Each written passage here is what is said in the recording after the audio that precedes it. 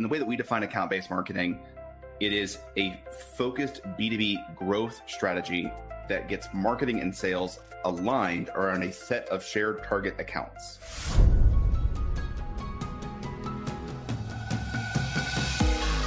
Welcome to Markegy, the science of marketing strategy, a bi-weekly podcast where all the cool marketers discuss their favorite marketing strategies, study by study. On this show, we feature marketing risk takers who believe long-term wins for the customer equal long-term wins for the business too. How? Human-led marketing, the combination of where science, creativity, and strategy meet, or as we also like to call it, Markegy. Let's break down the marketing trends, myths, and methodologies together. I'm your host, Leanne Dowweimer. Let's go. Hello, and welcome to Markegy.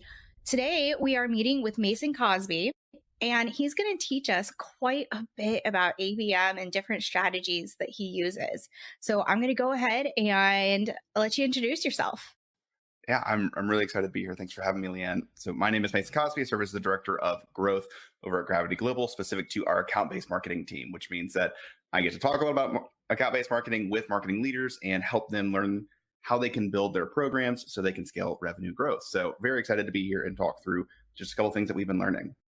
Great. Well, I am so excited.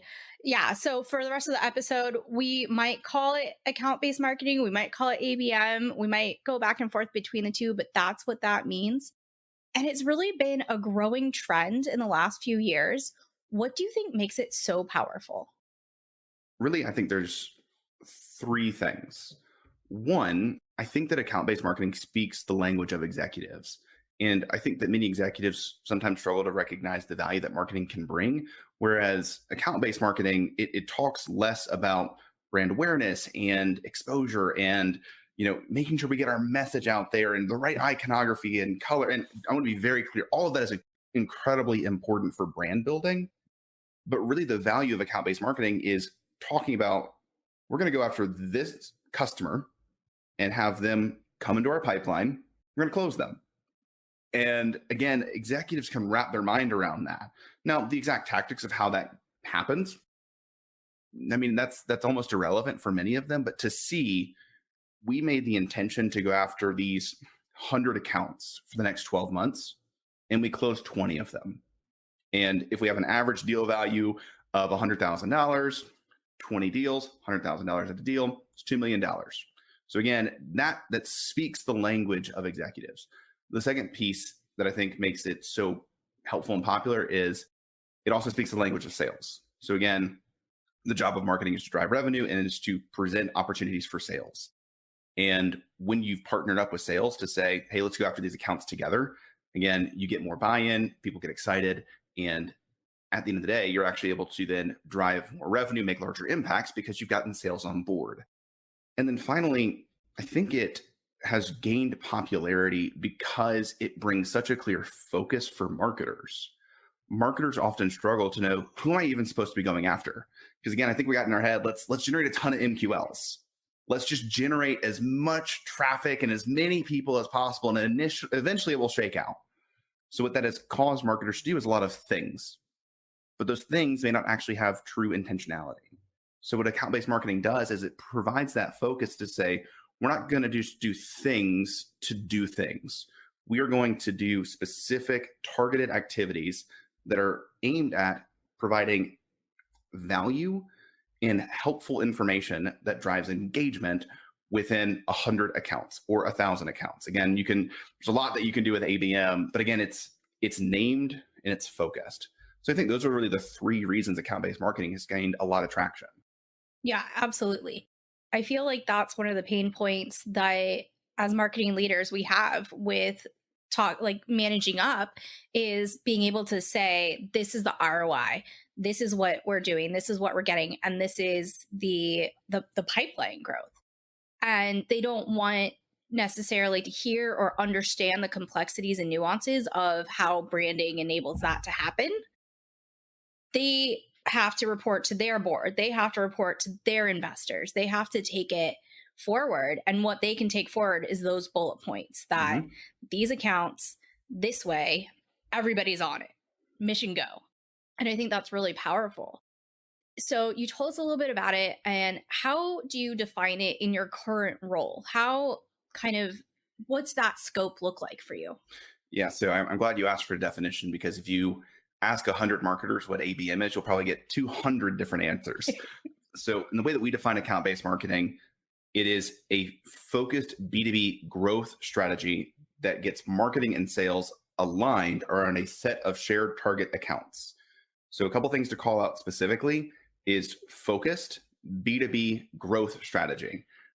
I love ABM. I hate that it's called ABM. I hate that it's account based marketing. It should be account based strategy because it is not really a marketing strategy. It is a growth strategy that gets marketing and sales together. And honestly, great ABM also involves that customer success team as well. So that you're getting really a holistic view of the revenue generation team that is all aligned towards how do we best serve our best fit customers. And when we serve our customers well, they typically pay us well. So again, that is our definition of account-based marketing and why it's focused on growth more than marketing. Absolutely. And I think that that's a really important distinction. Being able to take it and then kind of shake the reins a little bit, because people really like to put things into one bucket. And while this is definitely in one bucket, none of these buckets in real life ever act independently. And so being able to team up with sales, some of my best friends are salespeople. I've got to say, this whole like marketing sales rivalry thing, don't understand it. My I've never job is to gotten that. support them. So, when we talked, it really stuck out that you were taking this kind of, you took an ordinary method. One of your use cases was this specific approach that I'm going to let you talk about, but with the webinar and incorporating it into this extraordinary successful strategy. Could you talk us through that? Yeah. So I'll give you some backstory as to why we even took this approach in the first place. My first ABM program was a complete flop. I built out this incredible, robust nurture path, and it was essentially a choose your own adventure. Like, what's the problem that you're experiencing as a rapidly growing company? You click on it and you land on a page, and then it take you through this email sequence. It was amazing. It took me 2 weeks to put together, and it generated zero results. Oh, And what I started to realize, and this is going to sound dumb to realize it, but no one wants to feel targeted. By the nature that account-based marketing is highly focused and highly targeted, your ABM efforts will be targeted. So then the question becomes, how do I create a message that is highly targeted, that is highly focused, that is highly relevant without making someone feel like, "Oh, I just got singled out, I'm targeted." And what we have started to do and have been doing for about the past year, I don't think this is a term anywhere else. If somebody has already claimed it, happy to give them credit in retrospect, but I call it publicly accessible account-based marketing.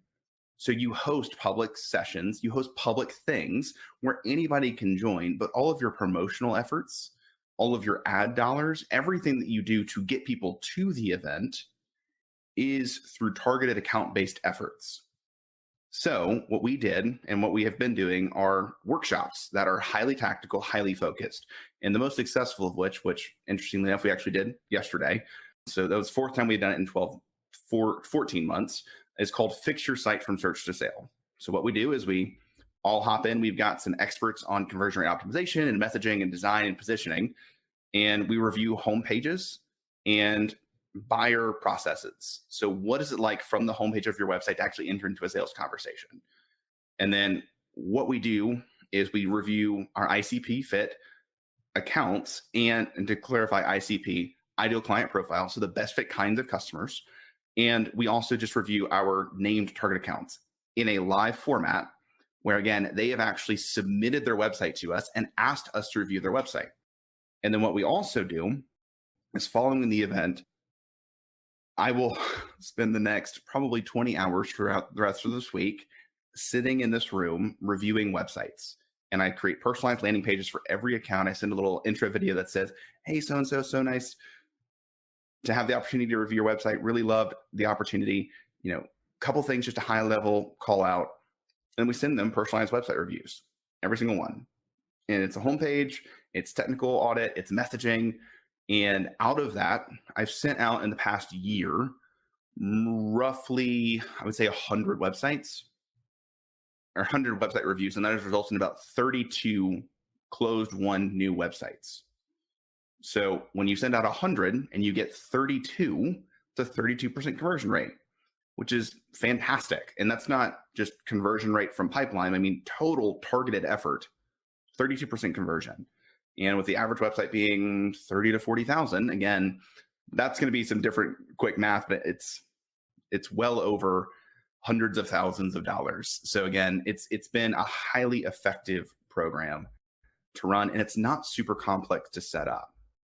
Yeah, and what I really like about this, I'm just going to call out like a couple of aspects that I think differentiate it, if you will. Permission based, right? So you have permission from the users to review their website. And that's what takes it from like generic, fluff piece Yeah. into this means something to me kind of action.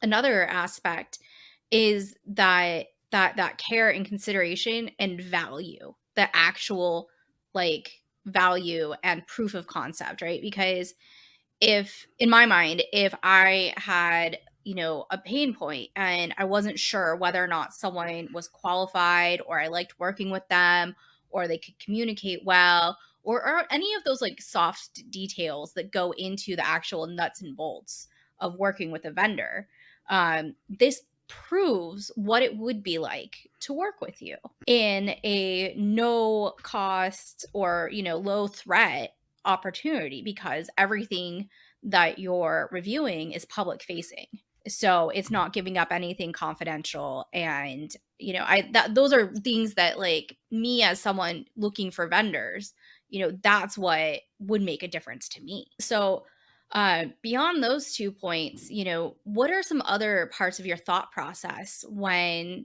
just thinking up this strategy? So I'm a big fan of this concept of iterative growth. So I think you just start with an MVP of what can we get out the door that we could do. So I'll be honest, this idea really just started as a let's do live website reviews because we could do that. And then what I realized is, man, we had like 50 people actually submit their websites. I guess we could actually just send out website reviews afterwards. And again, at that point, I didn't think through the concept of like, oh, this could be personalized landing pages. At that point, it was, well, I've got this incredible website tool. We're on the HubSpot CMS, so all of our website is built into HubSpot. And then the theme that we're on, we actually built that is called Mojo Flex, and it's really easy to use. So again, I could then actually create personalized landing pages at scale using data from our CRM. So again, it wasn't that, I hate to say it this way, because we actually preach to our clients to have like very well thought out strategic plans, but it was for us, what can we do that would be helpful to people? And it was, let's do live website reviews. And then from that point, we had so many websites is, okay, well, why don't we review all of them and see what happens? And I wish it was more well thought out. I wish there was a grander story, but at the end of the day, the goal was, I just tried something that was highly targeted and it completely flopped. So how do we engage people in a way that's helpful, in a way that is low risk, in a way that is less invasive? And to your point, I think everybody that's been in an internal marketing role, they've probably gotten a website review that was uninvited. And that, when I was brand side, I got many website reviews, and my response is always, I actually know it's not a priority right now. But all you've done is you've ticked me off to remind me that I can't fix this at this moment. So by creating an avenue in which we could then actually get people, for lack of a better word, to show intent that they were interested in having their website reviewed. Again, it checked a lot of boxes in a very low cost and low lift way. So what I actually recommend to a lot of people is figure out for your business, what is a problem that you can solve that you can then host in a live workshop type format? Because again, what that does is it invites others in. You teach, you position yourself not just as an expert, but also potentially as a peer that is in it with them. And it's, again, super low cost, super low effort, and highly engaging because it's their website. It's their process. It's their hiring experience. Again, I've actually talked with recruiting companies about it, and like they've done hiring process audits. So again, you can really cater it to your business because again, everyone that has a business is solving some kind of a problem. Just figure out the problem you solve and how can you then present that in a workshop live format. Yeah, absolutely. And I think it also it kind of answers these two sides of the coin, right? There's the if you build it, they will come, and then the what if nobody comes? And it allows room for both possibilities and room to pivot from the Mhm. results of that. Because there may be things upstream that need more support in order to get people to even know that this exists or to come or to show that intent. Or, there may be something else where, like you had so much success, you're like, okay, now what? We had them come and we have to figure out these next steps. And I like to assign the value of because you had written out that large nurture sequence, that large project, and it didn't perform, it did inform your next strategy. Yeah. And when you were ready to make the landing pages and that process and that workflow, did you take away some of the learnings from your previous experience to inform what you did next? Yeah, I mean to be really clear, that first flop was like June. We hosted the first to be and when I say June, I mean like June of what was that, 2021? The first fixture site was July. So I Mhm. mean it was I mean I'm a solo marketer, so I pivot pretty quick of Yeah. wow, that didn't work. Let's do something entirely different. So again, it was the first program was entirely in isolation and it was entirely email focused.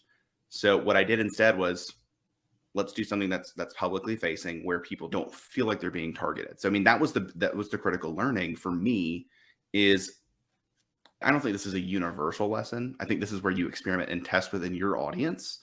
But again, what I tested was I target a bunch of CMOs with email and that totally flopped because cold email to CMOs doesn't work. Crazy concept. They're getting like 1,000 emails a day and they're like, cool. Like, I already am stressed out. And now you want me to give you my time, money, and attention. Exactly. So the flip side is targeting the entire marketing org because all I needed was one person to submit the website and then the website is reviewed and they can share it internally. And what again I'm recognizing more and more through these processes is it is more important for me to target the key influencers in the initial programming than the decision makers because decision makers are often busy as they are decision makers, whereas key influencers are truly the ones that actually make organizational change and bring things to their decision makers to say, hey, I think that we should do this because decision makers that are smart hire smart people to help guide the organization. And they're then the ones that help to bring it all together. So again, there's obviously nuances to it, especially in a marketing role where I market to marketers. You may have a completely different buying committee, but that's where the benefit of ABM comes in is understanding your buying committee and then engaging them in the ways that are most beneficial for them. And for us, that's what worked. Yeah, absolutely. And I think that part of what makes it with those key influencers is that they are informed as their, what their internal stakeholders priorities are. Right. So if so you're allowing them to be like the gatekeeper, if you will, instead of, trying to you're working with the process, right? Because all of these organizations that are a little bit larger that are more likely to look for an agency to take on some aspects, they do have workflows and processes and hierarchies. And I would imagine that it would be easier for a key influencer to take the internal the audit that you provide and then speak to their person and be like, hey, you know this may be a next year budget priority, but when we're ready to come to it, this is, this is the translation of the value for you because we already have this made for us Yeah. thing. And, having sat through plenty of pitches and sat through many of like, we're doing this demo and then this demo and then this thing, being able to kind of have a tangible cut to the chase card that allows the next step to be more informed and a better match saves everybody time. Absolutely. Your time, their time, everybody's time. And I even think to that point, what's interesting, because some of the deals that have come through that were separate from those 32 websites, we have people that got a website review that didn't really engage with other content, but when they needed an agency, they contacted us because we'd already built trust and showed value. Again, for to some extent, for better and for worse, websites, brand, and marketing are often kind of lumped together in specific agencies. We have the capabilities to do all of it. That is not always the case, but by the nature that we can do websites, we can do marketing programming, we can do branding. We have had clients that got a website review and then needed a new brand, so we helped them with their rebrand. Or they got a website review, they ended up fixing up their website based on the review, which was fantastic, and then said, okay, we need to drive better quality traffic to now actually convert on our website. I was like, awesome, we can help with that. So again, it's the recognition of my goal in this situation is counterintuitively not to sell. It is to add value and to build trust, and to know that if I can consistently show value and build trust for my best fit customers, when they are ready, they will buy. I think to your point, yes, there's a value in, hey, look at what they could do specifically on this thing. But I think the even grander value is, wow, look at what kind of partner they could be. They took time out of their life to spend 30 minutes reviewing my website from a homepage perspective, from a content perspective, from a technical foundations perspective. And that's just 30 minutes that they could have spent doing something else, but they chose to spend that 30 minutes reviewing my website and trying to add value and help me. Yeah, absolutely. And trust is a two-way street, right? So you have to trust them to make decisions for themselves. And I think that this is a key component of relationships, of marketing, relationships at scale, sales is that two-way street of trust. Because what I'll stay off my soapbox about this, but I'll get on it a little bit. The thing is that you have to treat adults like adults. And so much of these like old, like hard sales tactics that were really cool in the 90s that aren't cool anymore is that it wasn't trusting people to make decisions for themselves. It was trying to manipulate or trying to assume that you know better than them instead of this is our value. We want to help you. You tell me, is this a good fit? You decide if I can trust you to move forward when you're ready to move forward, if it makes sense. Yeah. And I think that's so foundational. I agree and disagree to some extent. Right. So the agreement Nuances. is, I mean, if we go back to the 90s, for example, there wasn't a better way to buy. There wasn't. You're right. So to that point, yes, there are certainly salespeople that probably use that to their advantage and said, look, we're just going to hard sell and call it a day. And there were others that were consultative, but also, to be completely blunt, it was far harder to keep people engaged because there were less ways to reach people. And there were less ways to actually add value from a content perspective and educate. The difference here and the important piece is that there are many organizations that still use those tactics and haven't adapted to recognize that today that is no longer the case. Buyers are in control. They have the ability to self-educate. And again, we see it time and time again that the statistic is, a buyer is 80% of the way through their journey before they've even contacted sales, versus where it used to be, they may not even be problem aware when they start their buying journey in the 90s. Again, they may be 20% of the way through the buying journey, and then they rely on that salesperson to get them the rest of the way. Again, that's flipped. That's the importance to understanding your customers, understanding the buying committee, so you can proactively engage and get content and helpful messages in front of them as they're going through their buying decisions before they've ever formally reached out to you. Absolutely. And I think that another nuance where maybe I was being too general or too thing is that there that still leaves room for offering an upsell or offering additional or cross, abilities. Yeah. It still leaves room for that.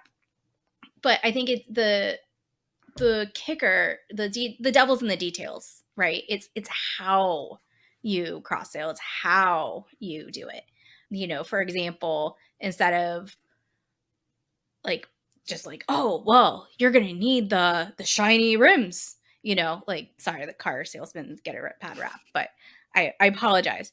It's just the analogy we're gonna run with. Yep. So now instead, you know offering the choice of rims, like, hey, while we're here, you're already here, we're already going this step. Do you think that rims, which might make your car look better, do you think you might want to just do that now so that you don't have to do it later, so that it's easier and more convenient and you get to enjoy it longer? There's different ways to go about it. And again, it's the how. Mhm. And that's one reason why the way that you're doing the Fix Your Website really resonated with me and the way that I think marketing should be. Um, is because the how is in a way that is customer led. And even with Fix Your Site, for example, we have clients that have never engaged in a website project. So we can invite those clients and say, hey, if we had a better website, it actually improves your marketing programming in these ways. Or, hey, we just did an incredible branding project, but your website is entirely built using custom code that's hard coded into your CMS, and we can't change anything on the website. So we need to build it. And again, in the way that we build websites, it is designed to actually give people control that are marketers. I'm non-technical.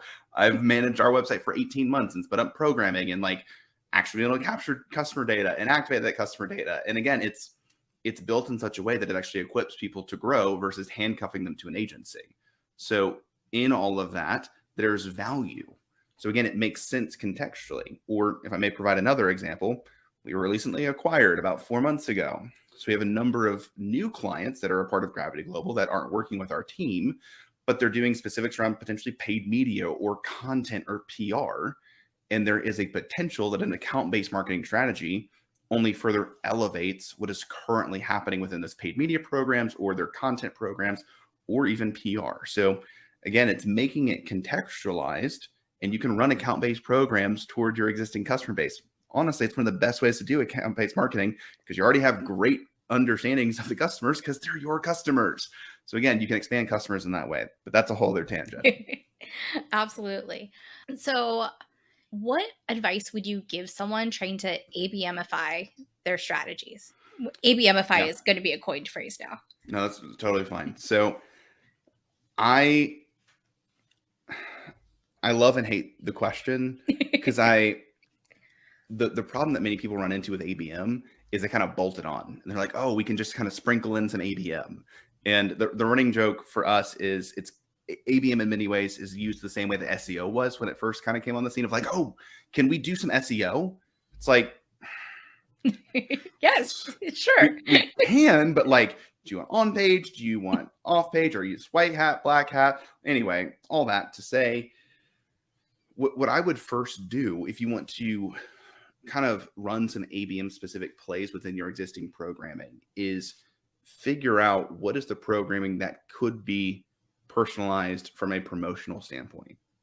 So if you're hosting workshops, how can you potentially change the title a little bit and nuance it to where it focuses maybe on a specific audience? Quick example, we ran one that was called Content Strategies for Rapidly Scaling Companies. So who did that focus on? Rapidly scaling companies. Who do we target? Inc. 5000 organizations in the tech space. So all of our promotional tactics were focused around those people. I didn't say content strategies for Inc. 5000 companies in the tech space. I said rapidly scaling companies. So again, at that point, it was nuanced for the targeted audience. Not a radical shift, but a small shift. And the other thing to consider is talking to it depends on the size of your sales team, but you would want to pilot this. You want to have a small number of salespeople involved so you guys can really partner well. And talking to sales to say, hey, look, what is a really great customer that you're talking to right now that's in our pipeline that may be taking a little bit longer, but is a huge opportunity? What is something we can do to support? And again, it's not this robust ABM strategy, but it's a targeted approach. It is some ABM like plays. We have a partnership with Sendoso, and we have Sendoso. So what I love to do every 90 to 180 days is I look at our dark, lost, and delayed deals. And these are deals that have come through our pipeline but didn't close for any number of reasons. And I build out a list of maybe 10 to 20. We just send them a popcorn tin that says, hey, we're popping back in. Hope you've had a great couple of months. Just wanted to see how you were doing and if we might be able to talk through your marketing programs. Simple, easy. And every time we send 10 to 20, we get typically, it's roughly 25% conversion. So, anywhere from 2 or 3, sometimes 5, 6, or 7 new meetings on the calendar that are talking through their programming again and re-engaging those customers. So again, to ABMify what you're currently doing, looking at your existing programming, figuring out how can I personalize this from maybe a promotional perspective, maybe give it a different slant to go after a specific audience, or what are some really easy, simple plays that I can run in our existing pipeline towards our existing customers that show the value of a really highly targeted approach. Absolutely. And then for people who don't know, Sendoso is an organization that does corporate gifting.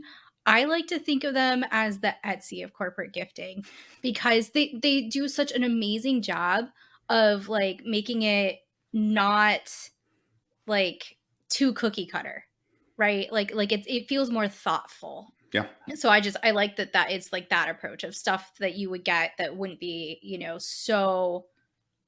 so far where you're like, here's a keychain, Yeah. it's just more thoughtful corporate gifting. You could also use if you just want to do gift cards, it's called Prezi. Mhm. So there's a lot that is related in the gifting space, but everybody But loves to receive a gift. it's gifting, right? Yep. And I remember hearing someone from Sendoso do a talk at a conference, um, that it's not just sending a gift for a gift's sake, is that it's taking that ABM mindset of what does this account care about? Mm-hmm. What, if I do my homework on them and I look at them as a customer, what do these people have in common? What is going to make a like stronger impression and less of a generic, here's a keychain, here's another tumbler type of thing. Yeah. Not that there's anything wrong with tumblers. Please, like by all means send tumblers. But make sure it's what the person wants. Yeah. I mean, I've seen specifically those gifting companies go to some incredible extremes of like, I'll give you the example of on Fix Your Site yesterday. One of our team members was talking about how they were from Atlanta. Something exciting about Atlanta. So what I actually said is, well, fun fact about Atlanta, Captain America Civil War was filmed in Atlanta at the airports. You've had superheroes fight in your city. Somebody could send me or her a Captain America shield and say something to the extent of, thank you for being an incredible marketing superhero. If you'd ever like to talk about how we can level up your, heroics, let's schedule a call. Highly personalized. Yeah, that would be so great. That's exactly the type of example that I think would show just that care about who you're talking to. And I think that that's where a lot of marketing strategies get lost, is not like knowing how or really taking too much into account. There's so much going on in marketing, and there's ABM, and the way that people are saying things are, once again, like SEO, like, oh yeah, like CEOs are like, can you do this new buzzword? But where is it that you think marketing is going, and where is it that you think marketing should be going? I am a big, big fan of Sangram Verjee. And Sangram was really the godfather of account-based marketing. He founded Terminus, and he's recently started a new company called GTM Partners. I happen to be associated with them. I think they're fantastic. But what we have started to recognize, and if you go look at the messaging of a lot of account-based marketing platforms, they've changed it away from account-based marketing, and they've started to call themselves go-to-market platforms. And where I think we are headed is truly that marketing is becoming a highly, highly strategic function and less of just sales support, and is more the galvanizer of the vision of a company, and is really focused around how do we take an idea How do we take a product and actually become a category leader? How do we effectively take these ideas into an already crowded environment? Because again, if we look at a lot of tech companies, many of them are actually founded on the basis of we're going to solve this one really specific problem that no one else is solving. So at that point, you then have to go to market and create a category. And again, you've got the advantage of now direct competitors. But again, people have already been solving this problem in their own ways. So as we see more and more companies created to solve highly niche, specific, focused problems, marketing's job is to help lead in the initiatives around go-to-market. So I think the direction of marketing is going is, I think we're going to see a shift from the main partner of a CEO being a COO, and I think it's going to become more of a CMO, is the main partner that is tied to the hip of the CEO, and it's helping to bring a company to the market. So I think that's where we're headed. Yeah, I mean, especially because if you look at it from another lens, the jobs to be done lens, right? And you're looking at what job is that niche company doing, and is that job being done by someone else? A marketer is really going to be the one that puts it into words, puts it into fields, puts it into experience, what that customer can expect by becoming a customer, Yeah. and painting that picture.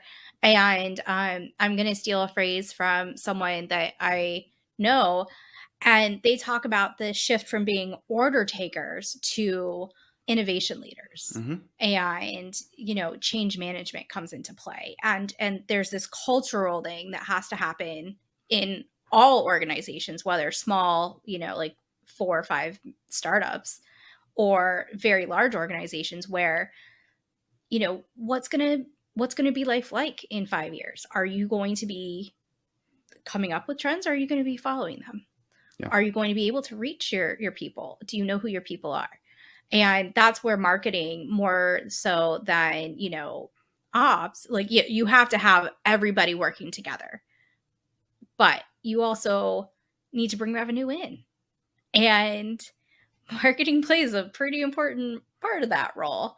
So I also, this concept of the chief revenue officer. What do you think of that? I really love it when it's done correctly. So when I say done correctly, a CRO should not be a chief sales officer. A CRO should truly be somebody that, when done appropriately, I think is the person that actually is tied into the CEO more so than a CMO. But again, what I'm seeing is that chief revenue officers are really just sales people in an executive seat. I don't think that's a bad thing to have sales in the executive seat. That needs to happen. But a CRO is someone that should holistically view the revenue teams, which is marketing, sales, and customer success. And the goal of a CRO should be, how do we pull the appropriate revenue levers to grow the business? Is it deploying more dollars into marketing to generate larger awareness and bring more people into pipeline? Is it deploying dollars into sales to then close the right customers in our pipeline? Or is it do we need to deploy dollars to customer success to expand our existing customer base? But again, as I look at CROs, most of them have exclusively worked in a sales background and are really focused on sales. I think that's needed in the executive seat, but a true CRO is somebody that can look at all three and is an objective view of how to best grow the business. Definitely. That's well said. I don't have anything I could possibly add to that. So we're just about out of time. And if someone wanted to follow up with you or learn more about you or what you're working on, what's the best way for them to contact you? LinkedIn. So very active there. If you just type in Mason Cosby, you'll see my headshot pop up. And to be clear, does Mason Cosby no R? I am not the kicker for the Green Bay Packers. And the other place, if you would like to learn less about me and learn more about a lot of other great marketing leaders, I host a podcast called The Marketing Ladder, where I just interview marketing leaders on how they built their career so you can learn how to build yours. So those are the two places that you can find me. Yes, thank you so much. I am so excited to learn more and watch more and see how all of your strategies grow. I am so thankful that you joined me. And to be able to pick your brain is just such a wonderful experience because I really think that there's people that say that they know marketing, and then there's people that can prove that they know marketing. And you're one of the people that have proved that they know it and they understand it and they can take it to the next level, which is really cool. I think you were overly kind and I appreciate it. Thank you so much. You've been listening to Markegy, the science of marketing strategy. If any of the strategies we talked about today inspired you to learn more, try them. Remember, the perfect strategy doesn't exist, only the one that gets done. Subscribe to our show on your favorite podcast player to make sure that you never miss an episode. Thanks for listening.